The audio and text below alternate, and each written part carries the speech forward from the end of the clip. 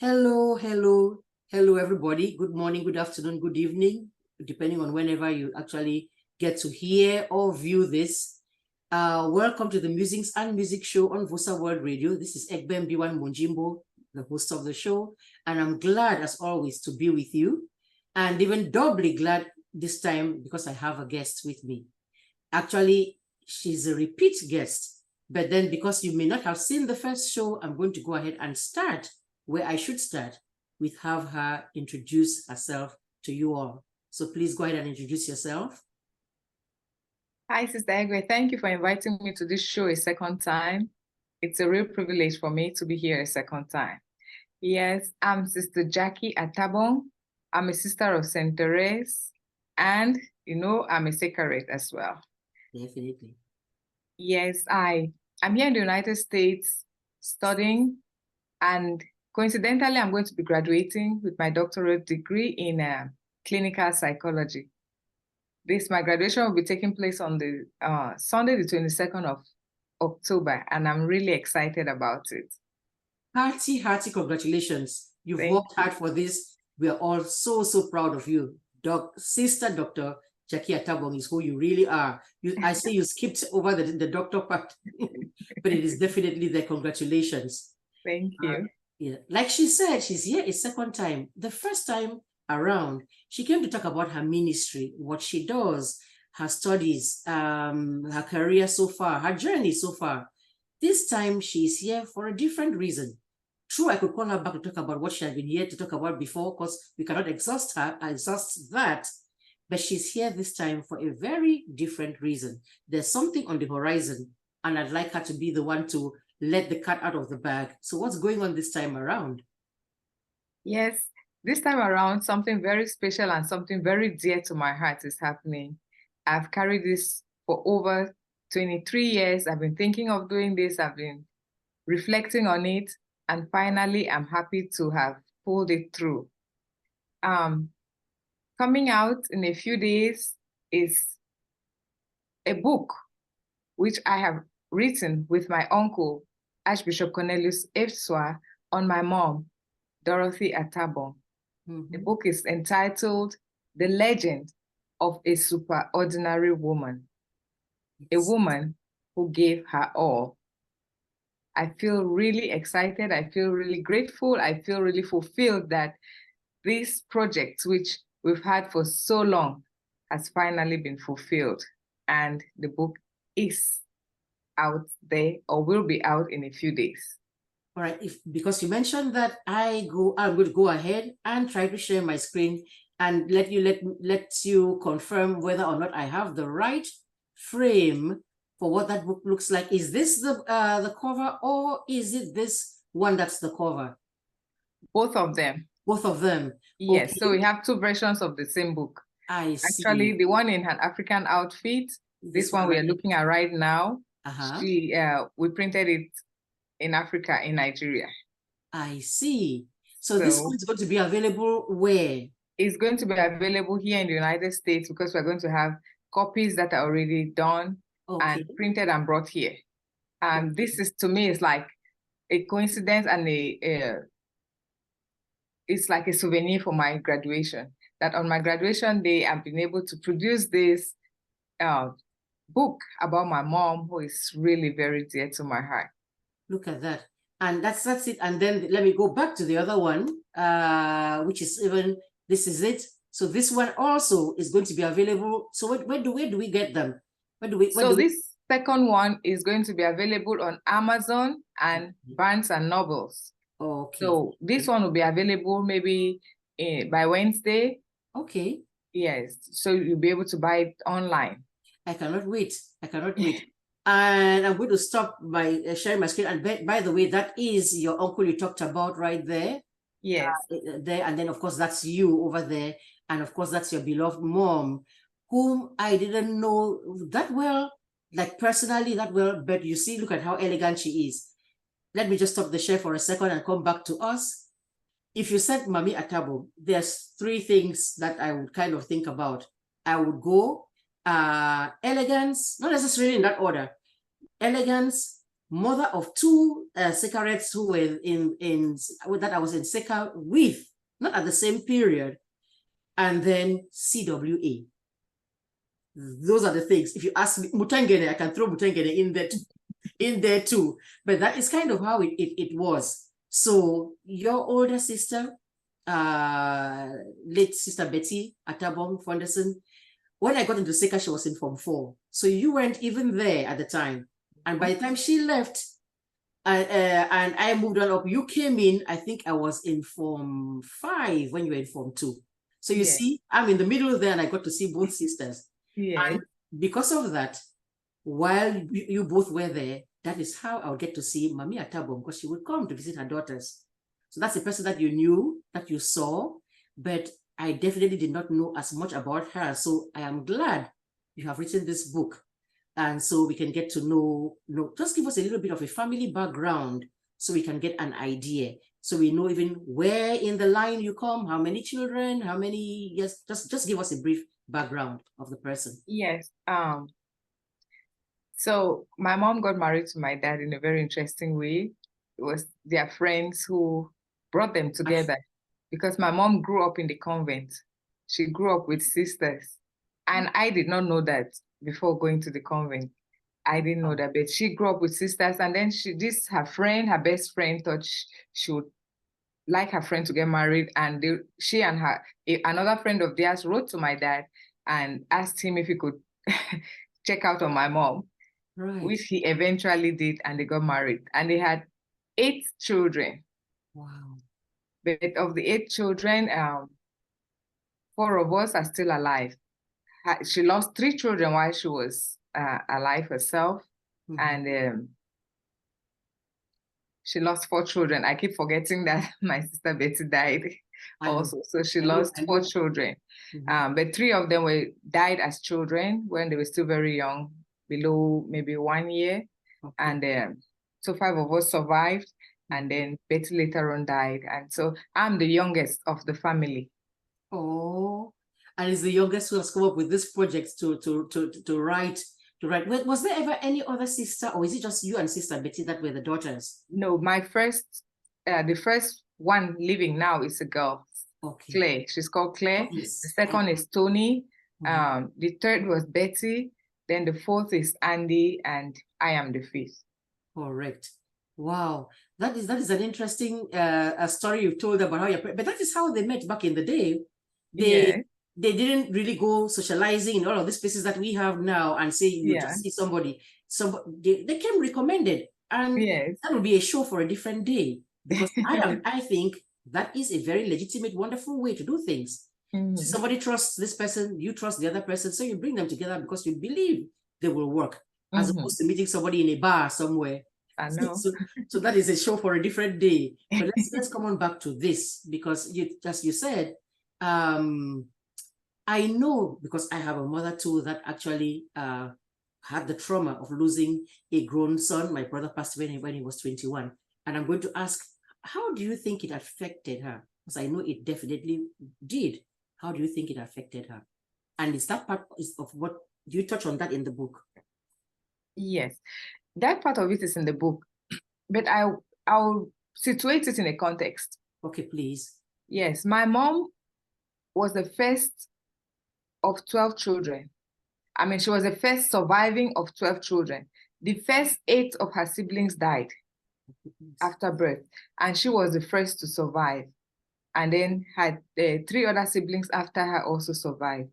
So, and she was given a name, which was called Bekela, which means, where are we going to? We are going to a funeral, because the people in the village were so fond of going to her parents' home because they lost children. So when my mom survived, it was a big thing. So for her to also start losing children, she lost her very first child. So that was very traumatizing for her. And it brought back memories of, her own family, her own mom. And I am between 2 people who died. The one in front of me died, and the very last one died. So, but when Betty died as an adult, grown woman, a beloved person, she was like the centerpiece of her family. She was so energetic and everywhere, everybody loved her. Right. So that was like so shocking to my mom. My mom, I think it affected my mom and helped precipitated my mom's death. I want to believe, because she grieved a lot, and she died still grieving. I can imagine. Yeah, I'm shaking my head and nodding because I know how that kind of works. You're talking about having studied trauma. Maybe you should have done the studying earlier, because that is trauma. And yeah. as you said, your sister was just a larger than life kind of person. I just sit here and wonder sometimes, did she really go? Because I wasn't even there. I had just come to this. We lived in Boranjo there on the same street. Yes. We would walk to each other's homes from time to time. My kids, because they were born in Cameroon, they had a birthday party not long before we came on out here. She came and did the video recording. You know, we had those camcorders where you could hold the so she came and did that recording, everything there. And then I came on out here not long after. Some morning, somebody comes with that news, and I'm like, no. Especially when with the circumstances, expecting a baby and all. Expecting a baby, yeah. Just the last thing you would think of. Yes, because you're getting ready to celebrate instead. And then that happens to you. Yeah. Not easy to deal with at all. All. So when you say you think your mother carried it with her, I believe that. So you say you touch on that. So do you because of the trauma, your academic background that you have, is it something that you've already done in the book, or is it something you would consider doing about helping people, teaching people or helping people to manage or handle grief? Is that something that you'd be interested in doing or have already done? I've studied it, how to handle grief, and, and people grieve in different ways. When grief is complicated by different things, when you didn't expect it to happen, when it is maybe very traumatic and very sudden, those are things which complicate grieving, and different people have to learn to process it in different ways. And when you are processing the grief, you can decide to maybe have continuous bonding with the person. You may decide to narrate or write the story of, to be able to process what is happening to you. But like, I think my mom, she didn't have the opportunity at the time to do that. She just cried and cried, which I don't think she had finished grieving, because with the kind of death of my sister had, I think she needed more time to grieve. But with complications and stress and every other thing that she was doing, it just compounded her blood pressure, and probably she died.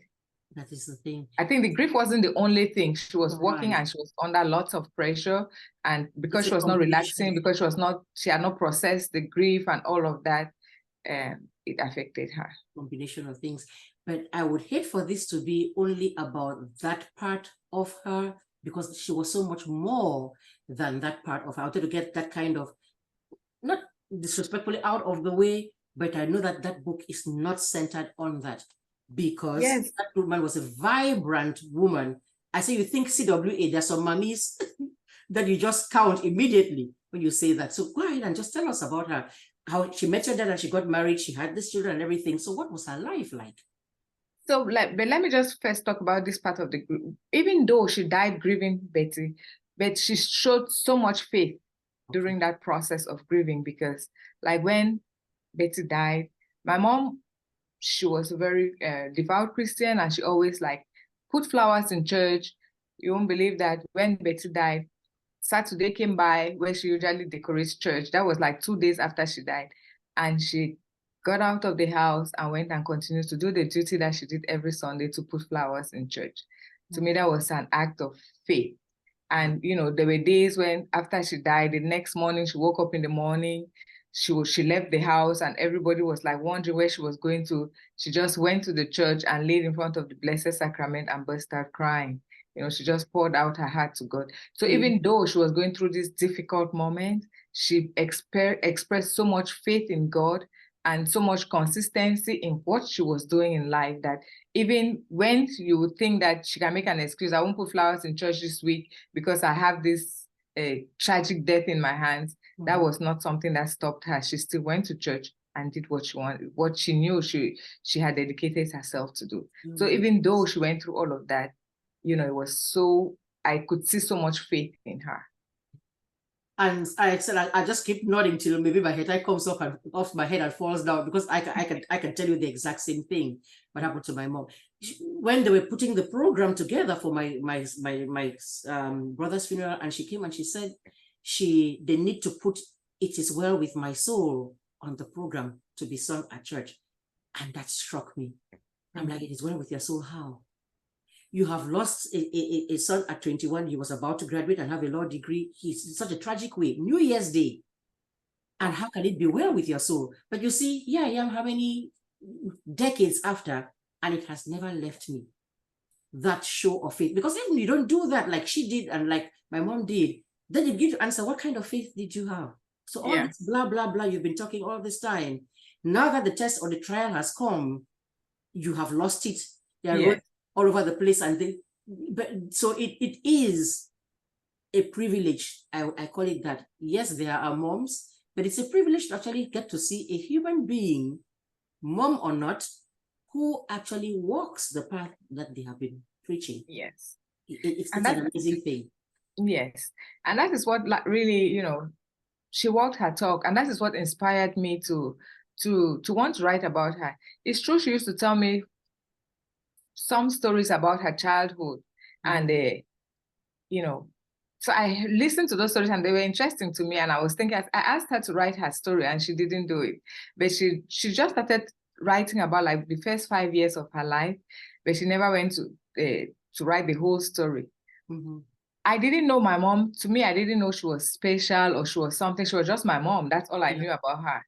But when she died suddenly, and I came home, that is when I was struck. Well, did I lose you? I think you froze briefly. Let me hit the pause button and see what's going on with that, and then have you come on back. I think I lost it. Was a second. We'll fix this. Yes, welcome back. We had a tiny technical glitch right there, but all of that has been solved right now, and we are very much back on. And just before we had that glitch, you were talking about the fact that your mom was just your mom. Mrs. Dorothy Atabong was just your mom. And nothing particularly special about her besides the fact that somebody's darling mom is their mom. But then when she passed away, there's a lot more that you got to find out, that she was much more than just your mom or maybe your dad's wife. So what is it that you got to find out? Yeah, after my mom died, I was shocked when I came home and everybody was saying, "Oh, she's not just your mom, she's my mother. She did this to me. She was this for me." I was really surprised. And they said, you cannot claim her for your mom alone, that she was our mother as well. And I also noticed that her friends were so united. All her friends, especially those who were from Tiko, they slept in her house every day for 2 weeks until she was buried. And they mourned her for 6 months with a purple banner, something like that. So with a purple scarf.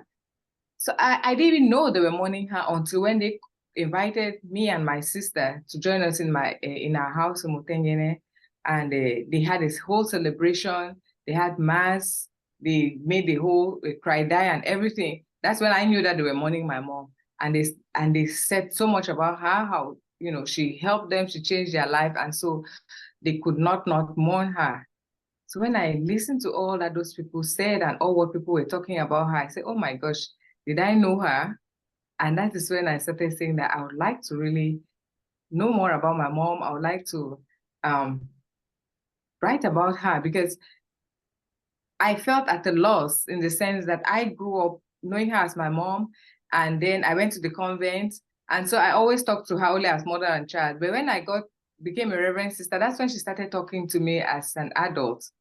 But then I didn't have the time to do that, because while I was in the convent, I just had a brief period and she died.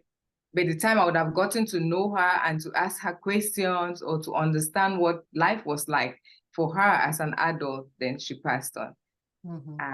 So that just left me with this thought of wanting to know more about her and wanting to write about her and her life. Like when she died, I really cried a lot because I thought my mom was praying a lot for me.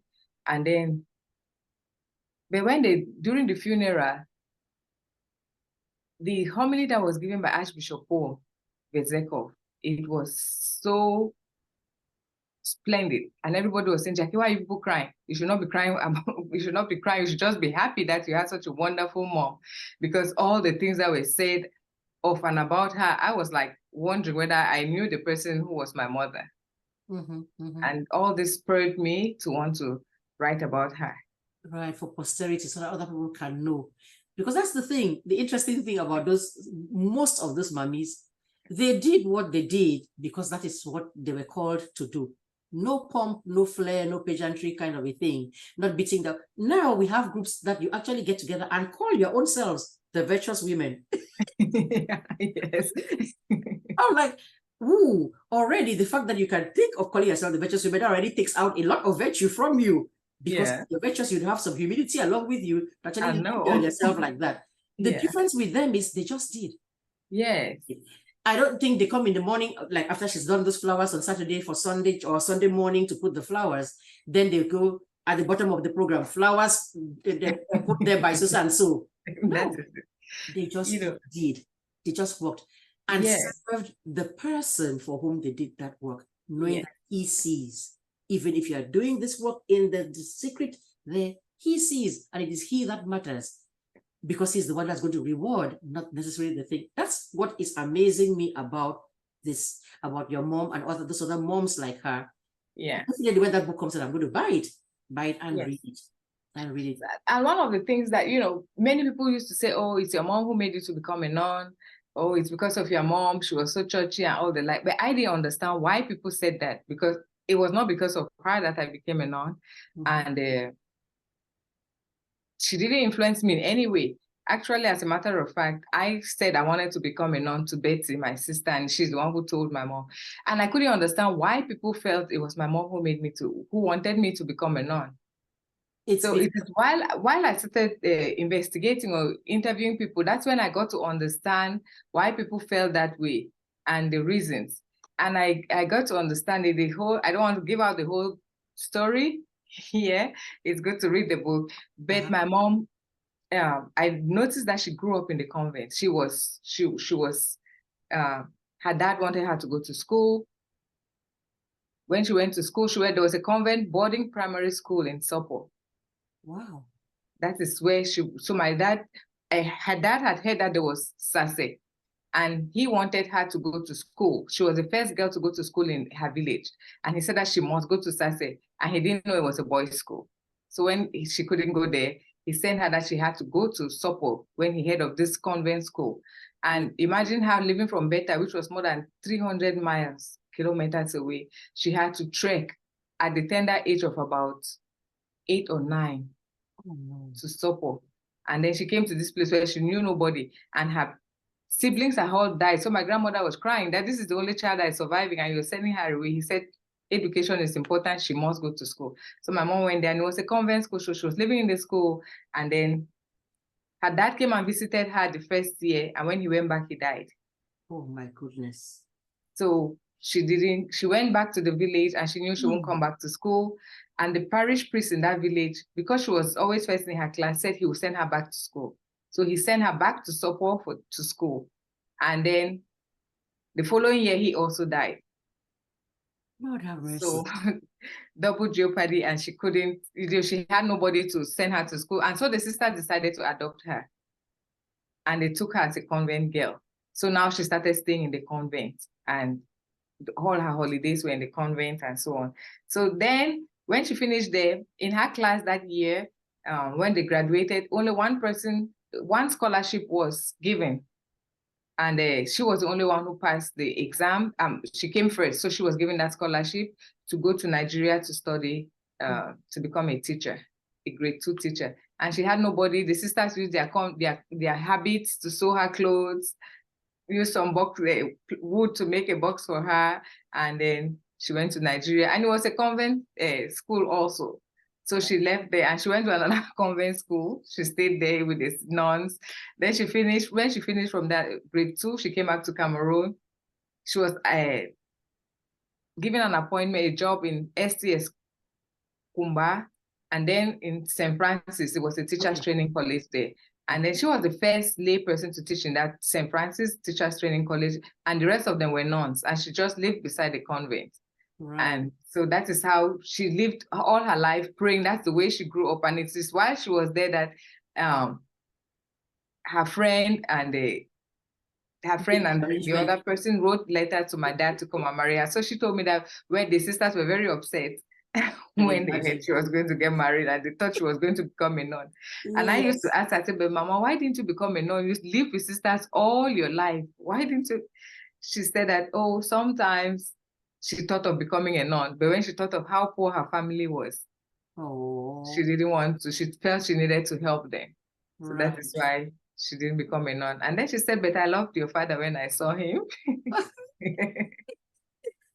So now that is what made me to understand now why she was so involved in the church, why she was like so committed to the church, because that's all she knew. That's what gave her life. That's what, and she did that in the house. I used to ask her, say, Mama, who is a nun in this house? Because she wakes up at 4 a.m. to pray. She went for mass every day. She would clean the church. She just worked for the church morning, afternoon, evening, CW, whatever. So, but she said that she knew no other life. That is what gave her life, and that's all she could do.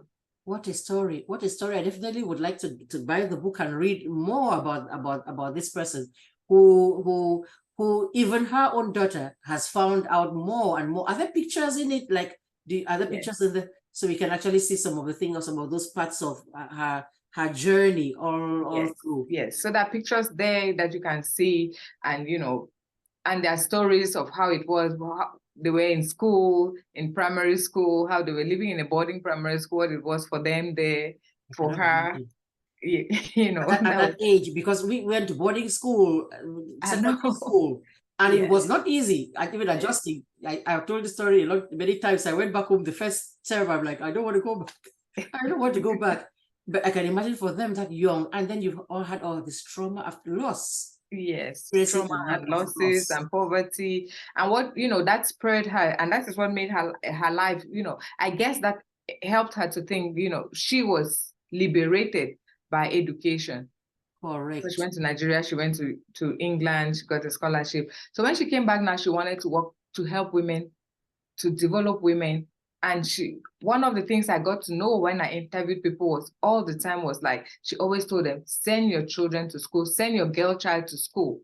And so what she did was to encourage women and empower women to look for their own money to be able to send children to school, because they say boys will be chosen to go to school, but that if you have money and you say you want your daughter to go to school, therefore you would be able to send her to school because you have the money to pay for it. So it was so interesting for me to understand that all these things they call Njangi that women are doing now, she's the one who started it for women.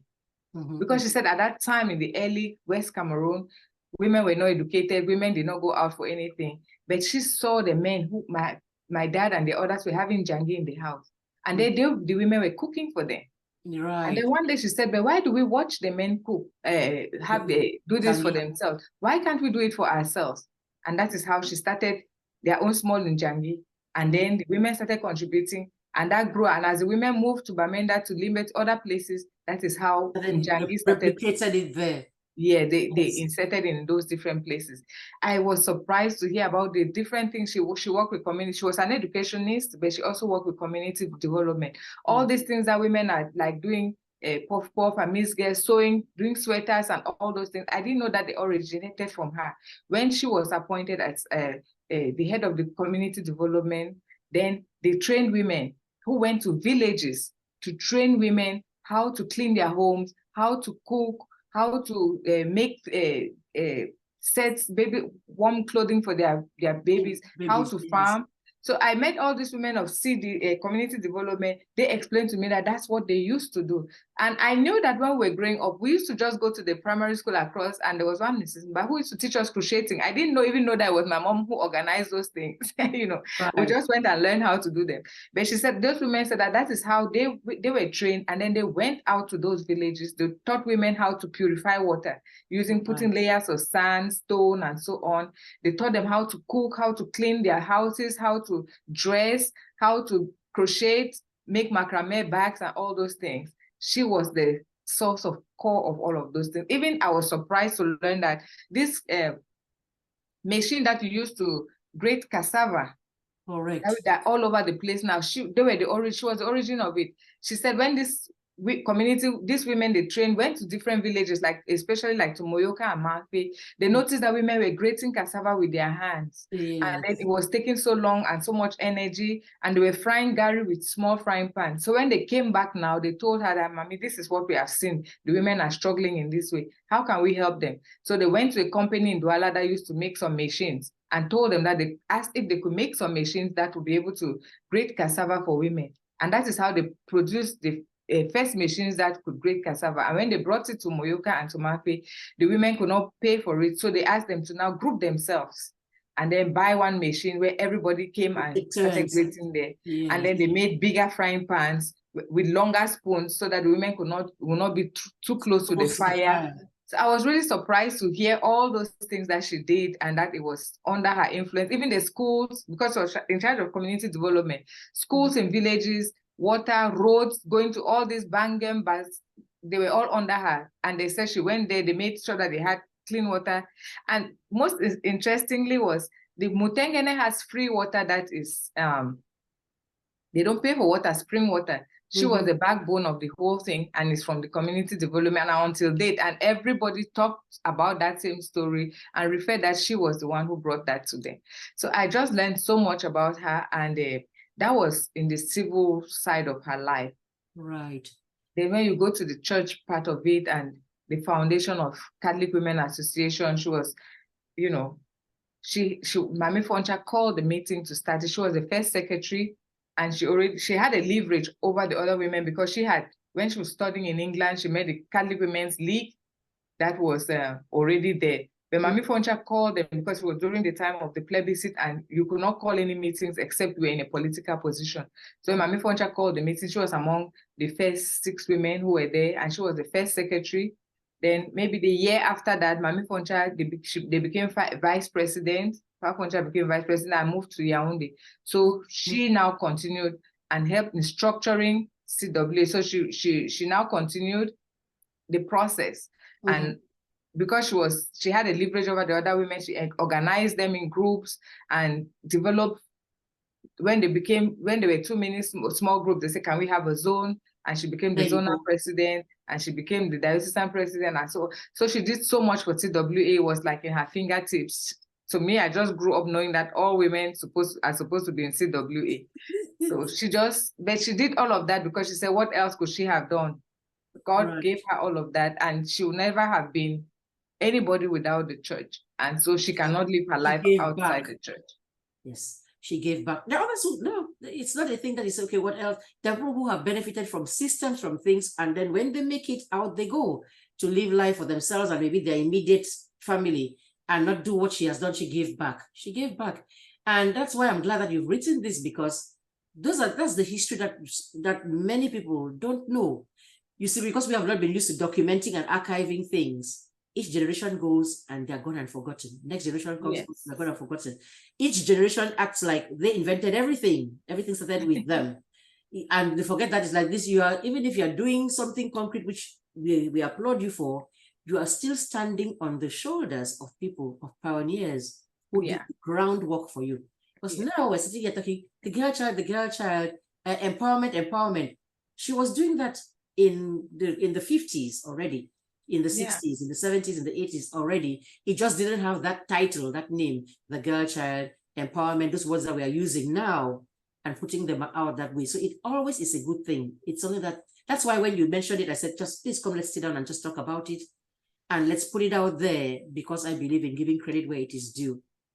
You are seeing all of these things that are happening now. Somebody toiled hard without even the technology we have. Because now you sit and you just hit a button and send it to all your followers, send it to all your viewers, send it to all your sons. So they got in and they drove in the Poto. Yeah, they had to drive to go to all of those places. There was no WhatsApp group. Just sit and just send a message. Everybody, this is the picture of the machine. Use it like this and blah blah. No. It was that Douala trip you're talking about. You drive all the way there, go and see this one, see this person, talk and make it happen. But we really, even if it's posthumously, we are grateful still for the example that they set.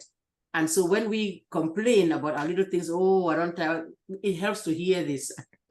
It helps. Really helps. Like I listened to those women, those whom I was interviewing, said that Mommy made us, she said we have to pay out of our pocket. That we'll drive from here to Nkambe, we'll go to Banso, we'll go to, they slept on the floor together, you know. So that was those were the things. She said that when they went somewhere, if they had to sleep on the floor together, all of them would sleep on the floor. She will not say that, oh, I will not sleep on the floor. So, right. And one of the things she said, she empowered the women. And when you look at the grassroots women in Mutengene, CWA Mutengene, what amazed me was that whether you were educated or not, she was able to bring them together.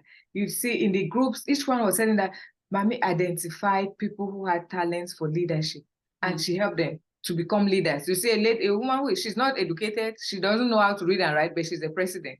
Right. And she helps her to learn how to lead and to do what, I mean, I was just amazed at the stories that the people were telling me.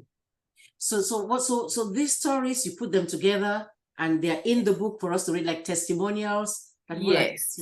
So we have I have the whole story. We have different chapters that have different, like the chapter 1 is her early life. You have the life of her marriage, her family life, her struggles in marriage and in family life. Then now the groups she formed and what she did with them. Then after that, most people say she was a legendary leader, that she was a very good leader because of the way she empowered people. She wasn't just leading by herself, but she helped others to become leaders so that they could continue what she did. And then the last one is anecdotes, where we have people giving their own testimony. Okay. I will start reading that book from the back forward because I like to see the story. I like to see those kinds of stories and listen to them. Yes. It's fun to just see the real person being talked about from the people who that they influence, because those are people who know you best. Yes, like one of the women said, you know, Mami Atabong, what she has done, I wish she could be here to see what happened. Her last dream was she started this thing they call Mbongwe, where she brought Bangwa and Bo women and other women and started this microfinance. And it is during one of the sessions that she died when she was giving a lecture to them. But she brought this because she said she wanted to liberate these women. And she started this after her retirement. And they started with 500,000. And today they have more than 200 million in that group. And these women, they tell you that Mami told us that before school begins, you have to go and take a loan to send your children to school. And this lady told me that they start that, when she died suddenly, she had prepared this lady, Mrs. Enonja, she was her vice president. And this lady, she took it on and has continued from then. They just changed her recently because she was not told. They just changed her recently. But she said that she participated at the UN, bringing in the voice of the grassroots women, that who could believe that just this group that they started in Mutengene in Mami Atabong's house would be participating in contributing to the voices of women at the UN, the plight of women at the UN. And she has gone to so many African countries training women because she belonged to this group. And the group was so solid that when she went for any meeting, they were always chosen to express to explain to others how their group has remained so solid. And the solid foundation.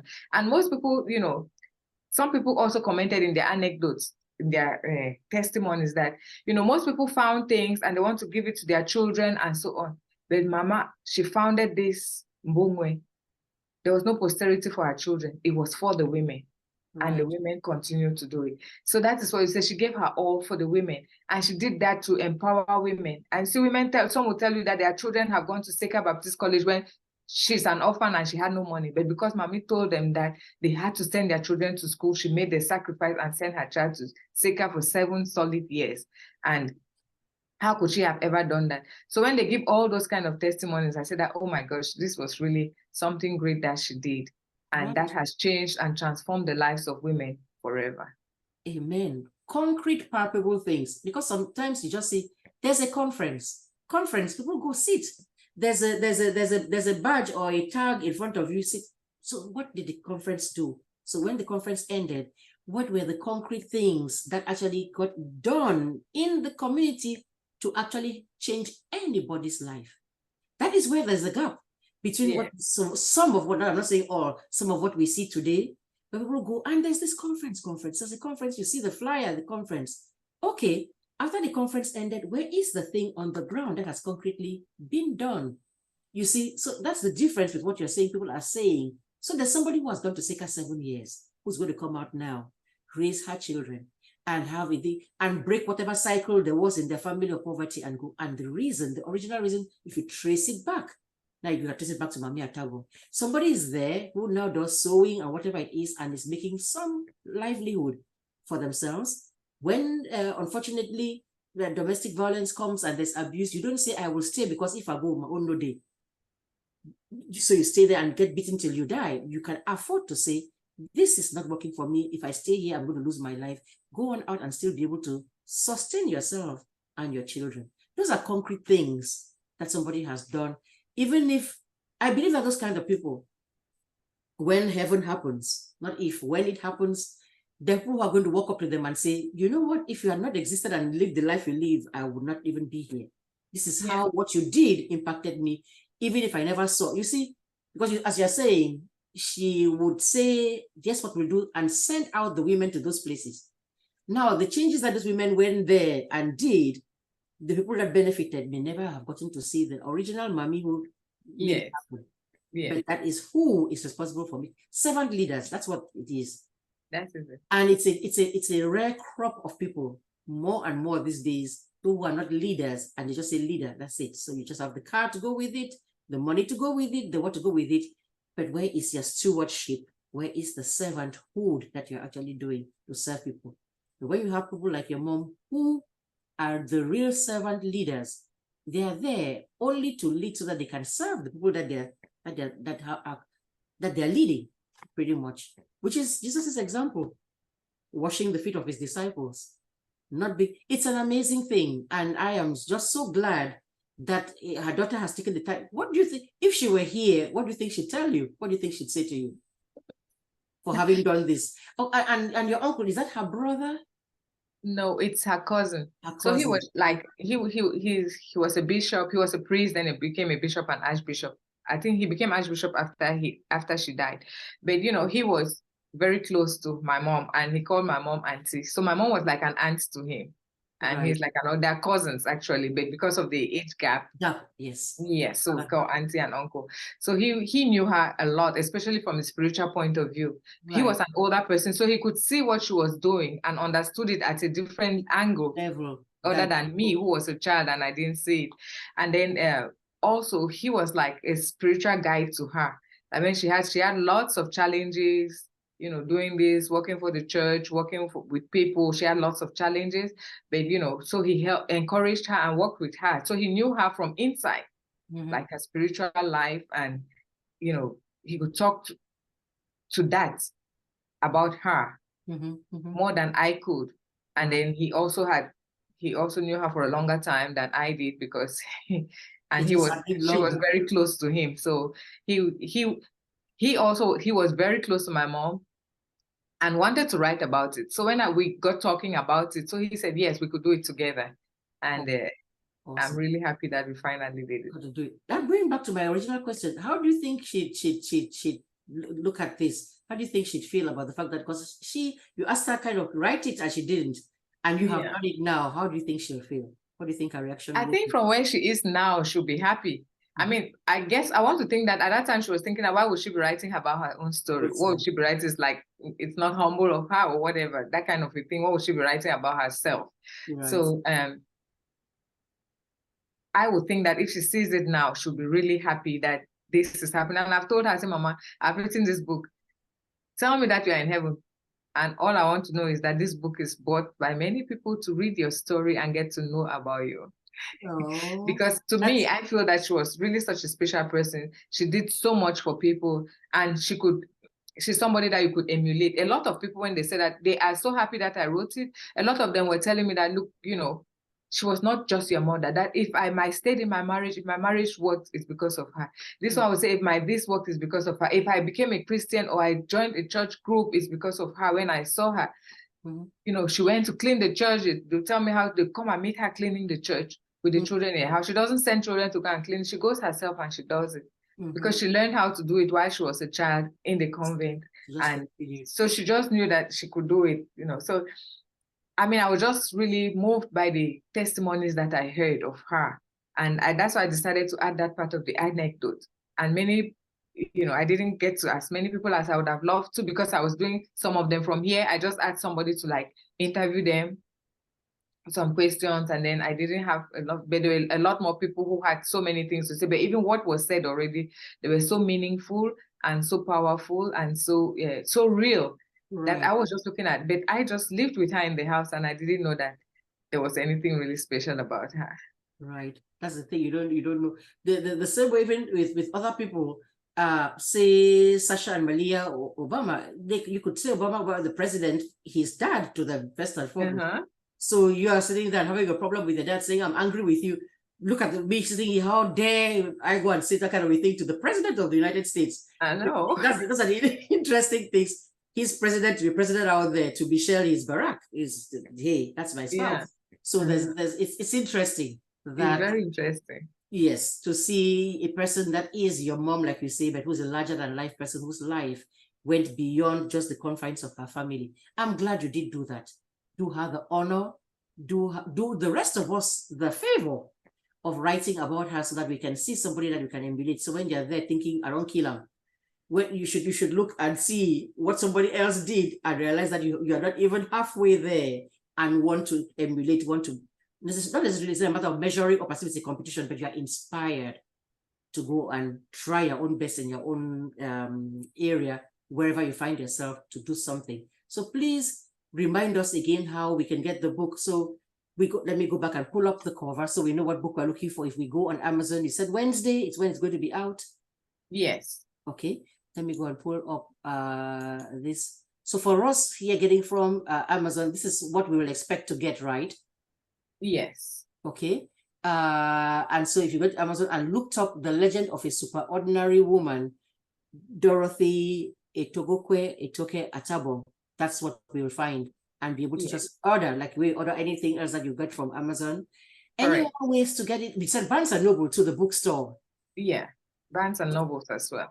Correct. So you can go to, everything's done online these days. Go on there, get yourself a copy, or go to the store. If you want to, we still have local stores. Go to the store and purchase yourself a copy. And you said this other one is available. Where is this one available, you said? So this one will be available at the graduation celebration that I'll have. That is like my souvenir that I would like people to support. Because we are trying to set up a, how do you call it? A foundation for her. Okay. A foundation called the B Foundation. Bekela Etogokwe Etoke. Okay. B is very hardworking. She was very hardworking. And we are trying to set a foundation to raise funds to, you know, continue what she did. Continue her legacy. Yes, continue her legacy, continue to empower women, the girl child, children, because she said education is so liberating. It liberated her, and she believes it can liberate anybody. So to look at especially poor children who are not able to go to school in landlocked areas, that we can support them to get them to school, get them education so that they can live their lives to the full. So we are hoping that selling these books will be able to do that. So the two sites I have for now is my my graduation. It will be in Chicago and in DC. And I'm just hoping that those who buy it can take extra copies to sell to other people, and as well as that if you have a copy, you read it, can you just get 10 more people, encourage 10 more people to buy one book each so that we can spread the information. And what I hope to happen is that many more people will get to read about people from our own area. We are often reading about white people, reading about people from other parts of the world who have done things, but we have our own parents, we have our own people who live with us and whom we know who have done things, and we need to start learning to document their lives, document things so that we can have our own references. references, have our own, yes, that we can use, people we can rely on and relate to, and use it in schools. Why not in book clubs and other things, so that we know about our own people and in our own context. Yes, you're preaching to the choir here. That's how Seeker Pride ended up starting, because I was like, look, you're riding every day Mungo Park. I don't know, Ferdinand Magellan, the who, whatever the thing, the people there, Rosa Parks. You have people, your own people in our own communities. We just don't know about them. That was my thing, to make sure that this thing goes online. So when you go Google SK Kilo, that's the businessman that you also had there, and the thing. Yeah. When you do business, because not only the people from Caucasian people or African American people, our own people who went to studies, engineers, doctors, lawyers, nurses, community workers, all kinds of people of different walks of life. The next time they ask a child to write an essay at school about somebody that is important, that has marked them, why can't it be your grandma? Yeah. This auntie you know. Why can't it be this other person that you know that were sitting down, the CEOs of places? So that's it. You really are talking to somebody who sold out on that idea well and proper. We have to stop looking at the achievements only. I mean, nobody is denying them the achievements, but our own are so underrated. It's not even funny. It's not even funny. We've done this. Pioneers at different things. Especially those moms. Now that we have all these social handles, we put their faces on there.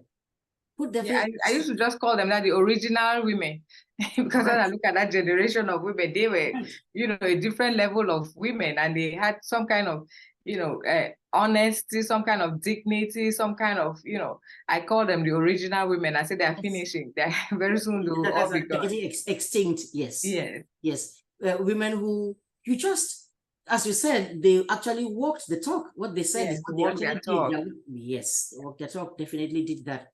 And gave the impressions. And it's a pity if it would be a pity if our daughter, with their daughters, do not tell our children and nieces and nephews and everybody else about what they did, so that they too can square their shoulders and say, I too come from something. So when some people are talking about all of this, you say, hey, but hey, I too am not nobody. You go to a place like, actually out here, they laugh at your last name. I say, hey, look, my name may be sounding different, but let me tell you. And the funny thing, like I've told them, is that many times our children, your nieces and your nephews, the level of education that their parents and grandparents had, the average African American that is trying to tease them here at school never got to. In this country where I've been teaching here, you still had graduation, high school graduation. People come with trumpets, what's going on? This is the first child to have graduated secondary school, high school.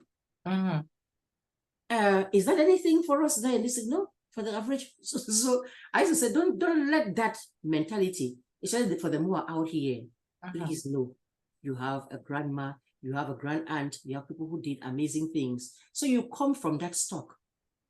You to go ahead and achieve big things. So there's nothing like knowing that before you, people were there who could do, so you can go ahead and do the same thing and be as influential as they were, even if it's not to the same scale or extent, but be influential too. So I'm really, really, really glad and happy that you answered the very short notice, answered the call to come and actually talk about this book. And when it does, I will share that cover thing. And when the link comes, because usually the thing, when Amazon publishes a book like that, there's a link to it where you can click directly to buy. When that happens, I will be glad to share it to post it out there. Okay, thank you. I'll let you know when I have the link and the things that go with it. Perfect. Probably some will be put on social media, Facebook, Instagram. They told me they will do that. And when I get all those information, I'll forward them to you so that we can. I'll just share. Yeah, share. It's really a good thing. I'm really feeling happy and proud that I've done it, because I think it's a good thing for us to write about our own stories. And if I didn't go into all of this, I would not have known all of this about my mom. Yep. It's a good thing to write about own stories, definitely. And sometimes if you don't, somebody else tells a different story then, and it's usually not a flattering one. Because I know, even in writing this, it has corrected some stories that were not right about certain things and organizations she formed. So, you know, writing is important, because when people can change stories, but if you put them down, it will be for posterity. Documented with the dates and the times and the pictures to show for it. And the pictures and the references. Living people who are still there, who Yes. say so. But that's how we end up with how we have our Bible. The people who are there saying eyewitness things. This day, this happened. We went. We got into the boat. It's talking about Jesus getting into. That is the person who was there who's telling you. Yeah. Supposed to imagine if they kept quiet and said nothing. Then it will be your word. I can just get up and say tomorrow it was my grandfather who founded Second Baptist College. You're arguing. I know. And you write it in a book. That's what people will come and read. Exactly. Without the thing, whereas now we have it documented. No. It's not a matter of your word against mine. It's a matter of the facts. Yes. What it is. You can't come change it thereafter. So you've done a thing that is really after my own heart. Go and put the thing down there. When people are there, when the contemporaries are still there, the children are there, where had it been a wrong thing, they would have contradicted it. Yeah. So to be standing there and standing the test of time, that's because that is a verifiable or verified fact. So that's a thing. I was going to do one thing before we go. Let me see if I can find it. Here I had, no, maybe that's not the screen. I'm going to do this for a second. I hope I don't lose you in the process. This right here, because we talked about her, and I want to go ahead and just also bring her up here because she was a really special person. You talked about how your mother grieved and grieved. And I wanted to just also throw that in there because I had this after the fact. Sacred Pride began after the fact that she was already gone. But I made sure that I put this obituary. Can you see? Am I sharing my screen? Okay. Yes. I had this that I don't know, remember who sent it to me, whether it is you or somebody else or a classmate of hers. And that is the Sister Betty. You were talking about your sister that passed away in 98. And this is just, I wanted us to just have that little image out there. Because for some of them who went away before social media came along, I do care that they weren't there to be posted like everybody else is posted now. So this is what I can do. There is the image right there. It will sit on this video. And here's another one. The one that actually is on the obituary page of Sacred Pride is this one right here. This one. There she is. So may she rest on.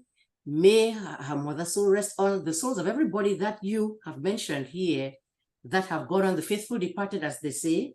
May they rest in peace. And may we who live after them do our best to keep their legacies and their stories and their memories going in ways that they couldn't because they weren't here or were too humble to do. So that's my own thing, but I want you to conclude and have the last word. Thank you so much for this opportunity that you give me to talk about this book. You know, it was something that was so close to my heart, and I've been working on it for like 3 years. I know that now, if I have the time, I'll do much better on it, but let this one come out first. At this stage, it's good enough to come out this way. And I feel so fulfilled that I have moved this to this point. And I'm grateful to you, to my uncle, who've worked so hard, and to all the people who contributed. So many people contributed in different ways to make it happen.